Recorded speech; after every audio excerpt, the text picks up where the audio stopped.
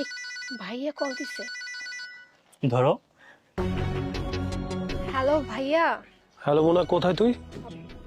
আমি আমি তো ওই শাওনের লগে ওই একটা রেস্টুরেন্টে খাবার খাইতে আসছি ভাইয়া। ও অনেক বড় একটা রেস্টুরেন্ট। আচ্ছা, তুই একটা কাজ কর, ওই রেস্টুরেন্টের ঠিকানাটা আমাকে দে তো, আমি আসতেছি, একসাথে খাবো।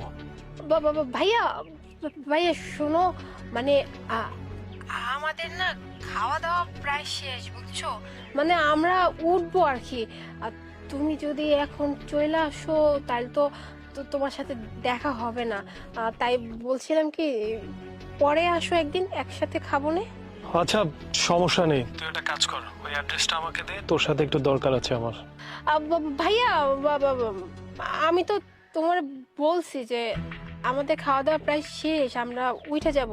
আর শোনো না ভাইয়া, এই আমরা না ঢাকার বাইরে যেতেছি বুঝছো, 3 দিনের জন্য ঘুরতে। তো তুমি যদি এখন আসো তো পাবা না, শুধু শুধু তুমি আইসা ফিরে যাবা। আর আমি বললাম তো তোকে দেখবো, তোর সাথে দেখা করব। ভাইয়া বুঝতে পারছি যে আমারে তুমি দেখতে চাইতেছো, কিন্তু ভাইয়া এখন যদি তাড়াহুড়ো করে তুমি চলে আসো, তোমার তো কাজ আছে, তুমি কাজ ফেলায় যদি আসো তোমার কাজে সমস্যা হইব না। আর আমি চাইতেছি না যে আমার জন্য তোমার কোনো কাজে সমস্যা হোক। তাই বলতেছিলাম কি ভাইয়া, আমরা ওই যে ঘুরে আসি, তারপর তুমি আইসো দেখা করতে। আচ্ছা ঠিক আছে। আচ্ছা ঠিক আছে ভাইয়া, আমি রাখতেছি তাহলে।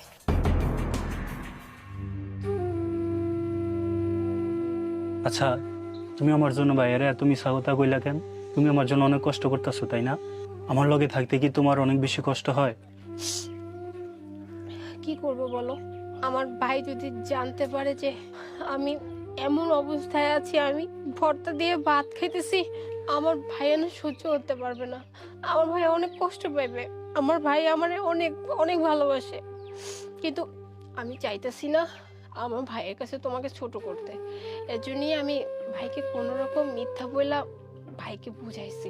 সমস্যা নাই, ভাই বুঝে যাবে, আর তুমি চিন্তা করো না, আমি ঠিক আছি, এসবে আমার কোনো সমস্যা হইতেছে না।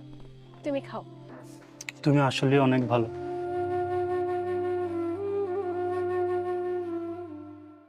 বাহ বাহ, খুবই চমৎকার।